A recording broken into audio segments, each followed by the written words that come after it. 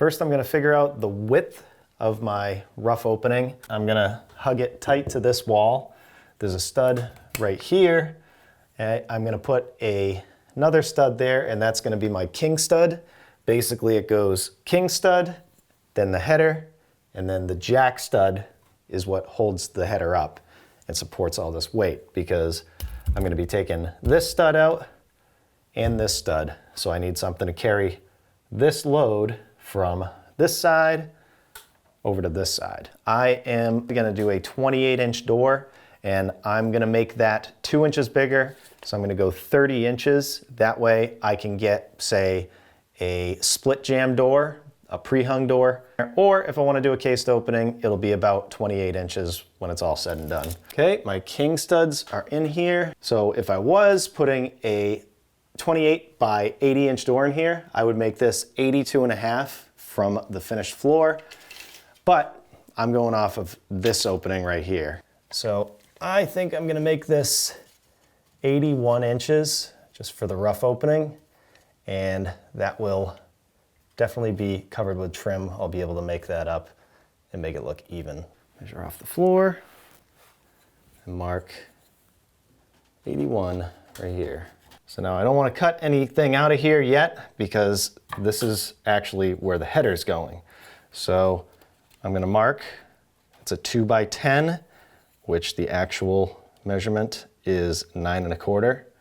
So up here, I'll mark 9 1/4, and this is where the header's going to go.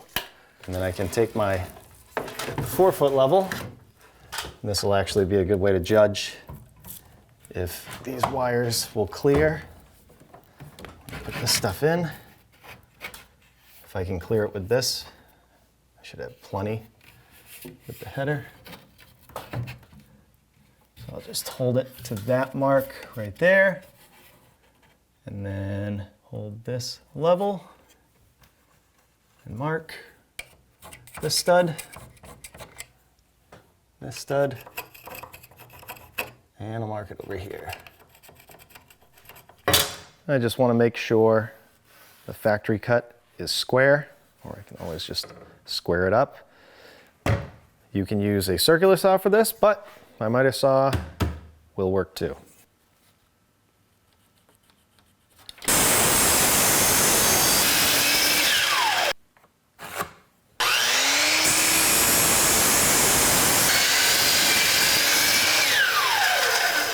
Now, if I take those 2 pieces that I cut and I put them together like this, what you're gonna have here is 3 inches.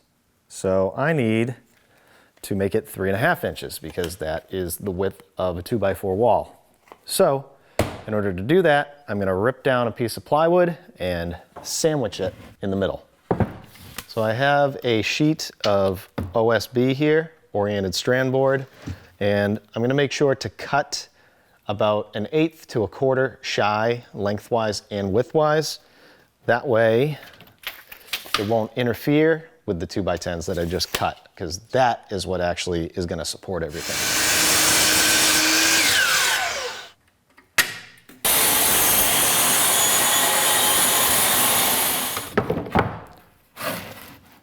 Three and a half. Got yourself a header sandwich. So now I'm going to line this all up, making sure that it's even or flush. Check all around. I'm also shooting these nails at an angle because these are 3.5 inch nails, and I don't want to go through the other side. Once I get 2 nails in, and I know I'm good all the way around, I can nail it off.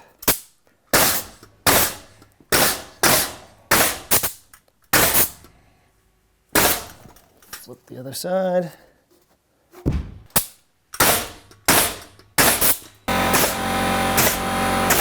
All right, now we have a header. Remember, crown up. Just need to get past these wires. Probably gonna end up moving this 2 by 4.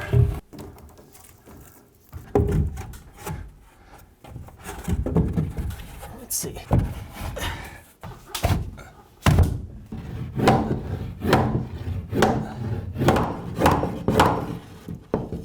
2x4's out. Just make sure it's tight and flush and all that. Get some nails down here. Make sure it's tight over here.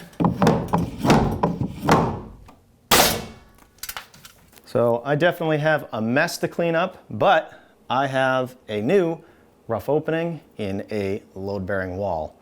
Again, do what works for you. Be safe. Make sure you support it the right way. Get this engineered if you have to. Don't play with live electricity if you're not confident doing so. Hopefully, you enjoyed this video, and if you had to do something like it, I hope it helped. Thanks for watching. See you on the next one.